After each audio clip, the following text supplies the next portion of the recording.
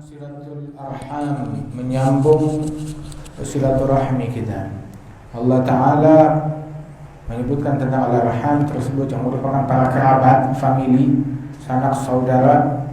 Allah berfirman, wa ati dzal qurba haqqahu, kasih haknya kerabat, famili. Dan Allah Subhanahu wa Ta'ala juga menyebutkan walladzina yusluna ma amarallahi bihi ayyusala, menyambung apa yang diperintahkan Allah untuk disambung.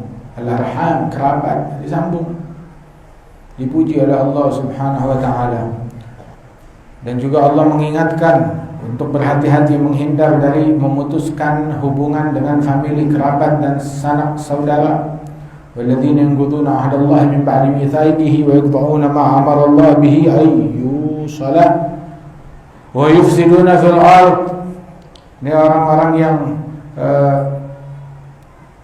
memutuskan apa yang diperintahkan oleh Allah Ta'ala untuk disambung, merusak di muka bumi, mengingkari perjanjian mereka dengan Allah Subhanahu wa Ta'ala. Ulaika lahumul la'nah, bagi mereka laknatnya Allah, dan bagi mereka seburuk-buruknya tempat tinggal, su'uddar, seburuk-buruknya tempat tinggal di neraka. Waliyadzubillah min dzalik.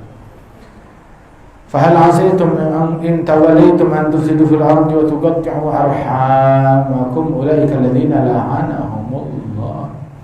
Isyarat dilaknat oleh Allah Ta'ala orang-orang yang memutuskan hubungan dengan kerabat, sanak, famili.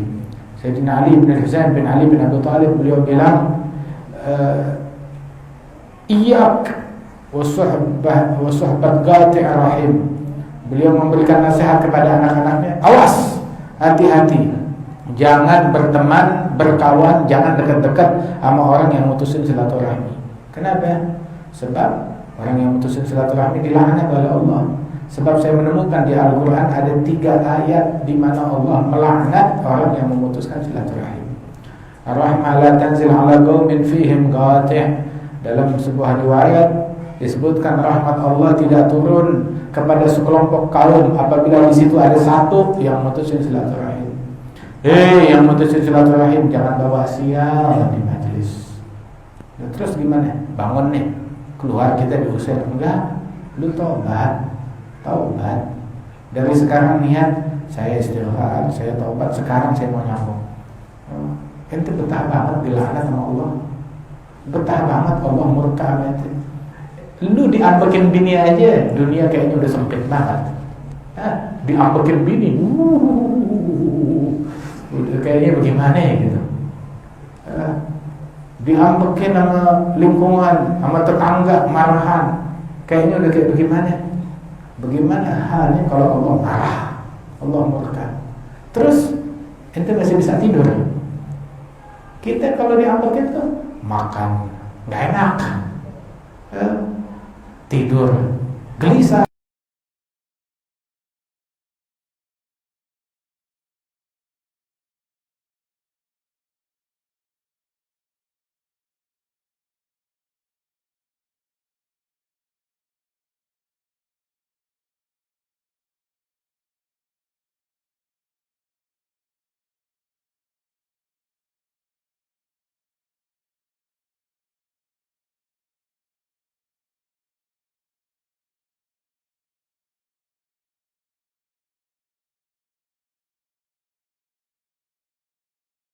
Diajuin. Memang begitu orang nyambung silaturahmi. Laisal wasil bil mukafi. Orang yang nyambung silaturahmi bukan yang ngebales kebaikan dengan kebaikan. Dia baik, gue baik. Dia tegur, gue tegur. Dia nyapa, gue nyapa. Dia senyum, gue senyum. Dia ngasih, gue ngasih. Itu namanya jual beli. Tapi nyambung silaturahmi, man idza qata'ahu rahimuh wasalah. Itu yang kalau dia diputusin sama familinya, wasalah, dia sambung lagi orang yang memutusin dia. Masya Allah, disambung. Sambungnya dengan ucapan, dengan senyuman, dengan salam, dengan menyapa, dengan apa namanya, walaupun dengan telepon atau dengan pesan singkat, ataupun dengan kirim hadiah, kirim pisang setandan, kirim atau jengkol, satu truk. Ada berantemnya orang emang. Nah, kirim hadiah. Tahabu, saling memberikan hadiah, niscaya engkau akan saling mengasihi satu sama lain. Dan sedekah yang paling afdal, Nabi bilang ala dzi rahimin kafih. Kalau kita berikan kepada kerabat family yang judes, itu yang paling afdal. Sedekah paling afdal berikan kepada kerabat yang paling judes, itu yang paling afdal. Yang kalau ente ngasih, dia begitu, persis kayak begitu. Karena itu sedekah yang paling afdal. Emang makan hati, yang kayak begini. Tapi karena makan hati, pahalanya gede. Kan kita sekarang tuh bermuamalah sama Allah, ya udah deh. Ya Allah, asyanak untuk engkau, lillah, untuk Allah, biarin dia dipermutin. Dan tuh yang nyambung silaturahmi kayak begini, Allah, pahalanya gede banget. Mangkana yu'minu billahi wal yawmil akhir falyasil rahimah. Yang beriman kepada Allah dan hari akhir, sambung kerabatnya. Yang beriman kepada Allah dan hari akhir, muliakan tamunya. Yang beriman kepada Allah dan hari akhir, falyaqul khairan, ngomong yang bagus atau diam. Tuh, ngomong bagus atau diam. Terus Nabi nanya, siapa yang pengen? Siapa yang suka? Siapa yang mau? Siapa yang senang? Umur panjang, rezeki luas. Umur panjang, rezeki luas. Nanti sekarang dapat duit 3 miliar. Gimana rasanya? Enggak deh, 10 miliar, 100 miliar langsung ente terima, tapi besok mati. Enggak ada enak-enaknya kan? Enggak ada enak-enaknya. Besok mati 100 miliar, besok mati. Enggak ada enak-enaknya. Tapi juga siapa yang pengen ente hidup 1000 tahun, tapi tiap hari makan cuma nasi nggak pakai lauk. Itu juga beras perak, miskin, susah, melarat. 1000 tahun, mendingan mati kita kan. Kagak enak juga. Umur panjang, hidup melarat, susah, kagak enak. Duit banyak, besok mati, juga kagak enak. Nabi nawarin, ada nggak penawaran di dunia yang lebih baik dari penawaran Nabi Muhammad? Nabi bilang, siapa yang pengen, siapa yang suka, siapa yang mau. Yang mau tunjuk tangan. Ini Nabi nanya nih, pengen umur panjang, rezeki luas. Ya Rabb, kita mau, kita pengen. Anak, saya mau. Terus ada satu lagi, yudfa' anhum mitatas su, ditolak su'il khatimah. Artinya aman, disingkirkan dari su'il khatimah. Maknanya tuh, kalau ente mau ini semua, satu hal doang kuncinya. Apa? Falyasil rahimah, falyattaqillah wal yasil rahimah. Takutlah kepada Allah, sambung silaturahmi. Kata Rasulullah. Ente dapat tiga-tiganya.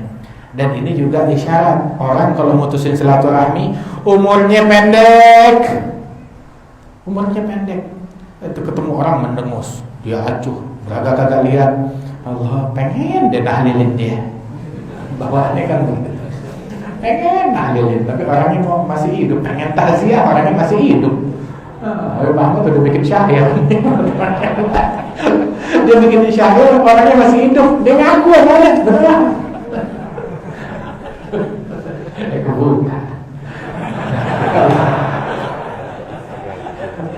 Isang.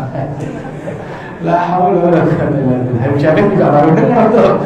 Ya, aneh apa yang dibikinin syairnya. Subhanallah. Artinya orang mutusin silaturahmi, umurnya pendek. Udah gitu, rezekinya sempit. Udah gitu, matinya juga sial, susah, su'il khatimah. Na'udzubillah, udah kagak ada enak-enaknya. Jadi sambung silaturahmi. Ada Ammi Al-Habib Ahmad bin Abdullah bin Hasan Al-Attas, abahnya Ammi Umar bin Ahmad bin Abdullah, sahib Asma'illahil Husna. Itu Ammi Ahmad kerjaannya pergi kemana-mana silaturahmi, datang ke sini, datang ke situ, Subhanallah, sampai itu orang dulu tuh sampai bikin list buku ya, kerabatnya, familinya satu persatu. Tiap hari itu dia samperin satu orang. Kalau bisa 2 orang, alhamdulillah. Udah gitu lanjut ke list berikutnya, ke nama berikutnya, nama berikutnya. Udah habis, dia mulai lagi dari awal. Begitu kerjaannya. Dan kita ingat abah kita dulu juga begitu kerjaannya. Nyamperin ke sini, datang ke sini, begitu kerabat, family, begitu kenalan abahnya, teman-teman, terus didatangin sama dia.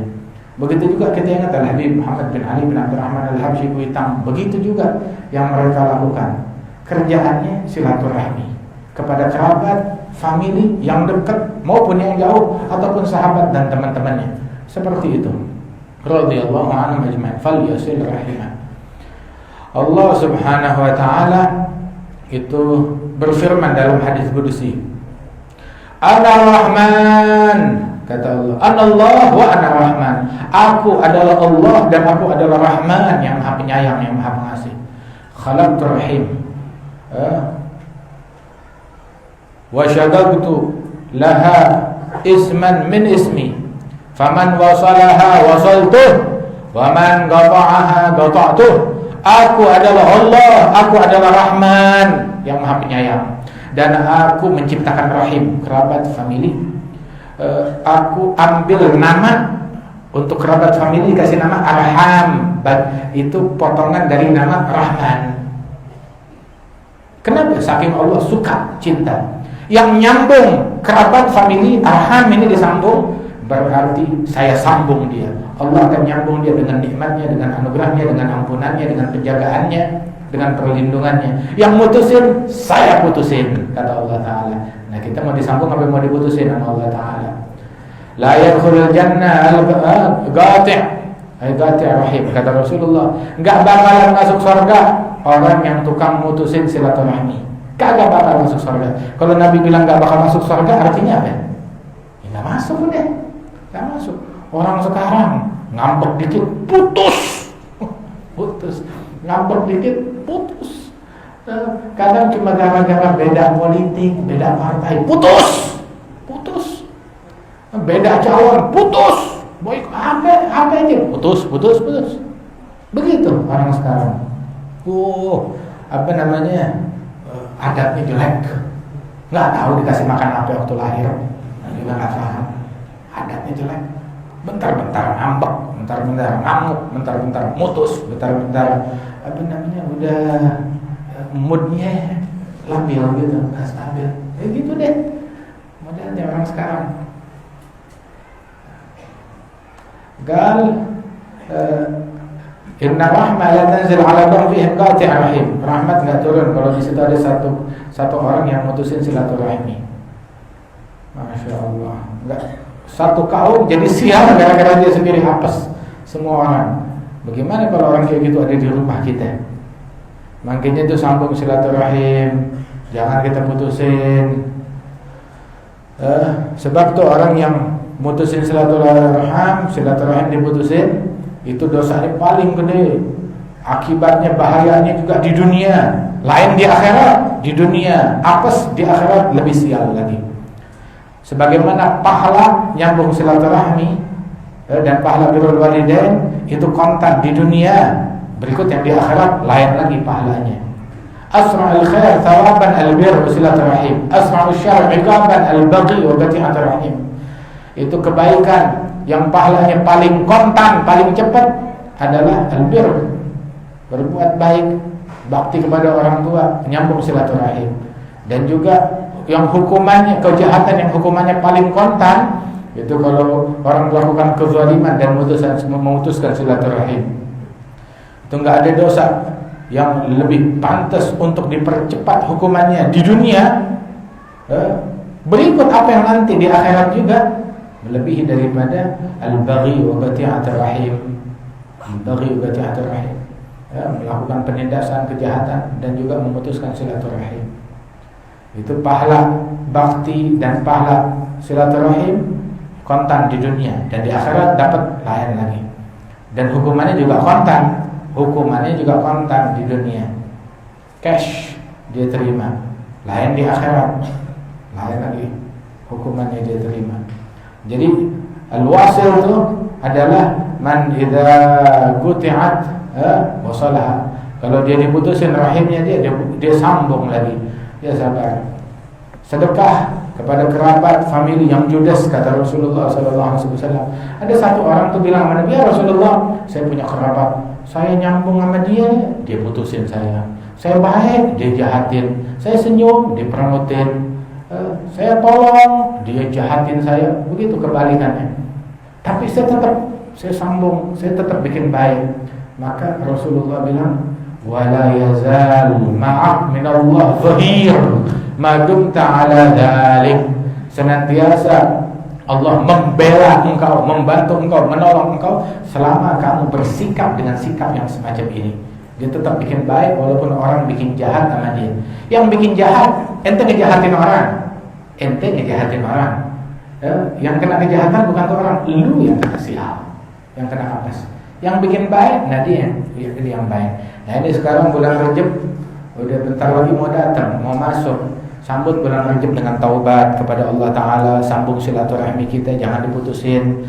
Itu di bulan-bulan yang kayak begini, Nabi begitu masuk bulan Rajab, Nabi bilang, ya Rabb, Allahumma barik li fi Rajab wa Sya'ban, balighni Ramadan. Berikan keberkahan padaku bulan Rajab dan Sya'ban, sampaiin aku usiaku hingga ketemu bulan Ramadan, kata Rasulullah. Nabi udah ngarepin bulan Ramadan dari sekarang. 90 hari lagi bulan Ramadan. 90 hari lagi bulan Ramadan. 60.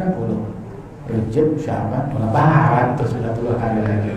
Masya Allah. 60 hari lagi. 60 hari lagi bulan Ramadan. Ya Rabbi, insyaallah jadi Ramadan yang paling istimewa. Siapin diri kita buat Ramadan dari sekarang. Siapin.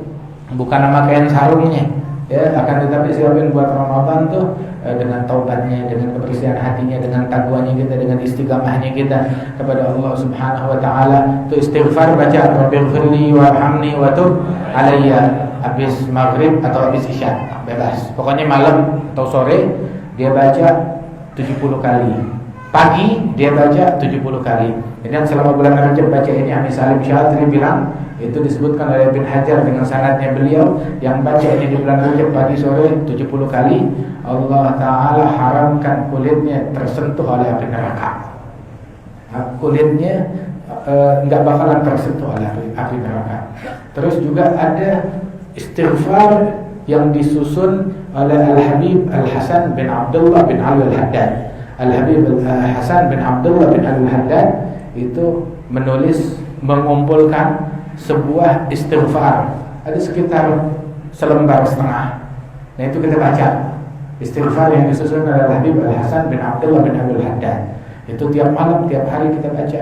Terus ayo dari sekarang persiapannya kita berusaha jangan luput sholat jamaah.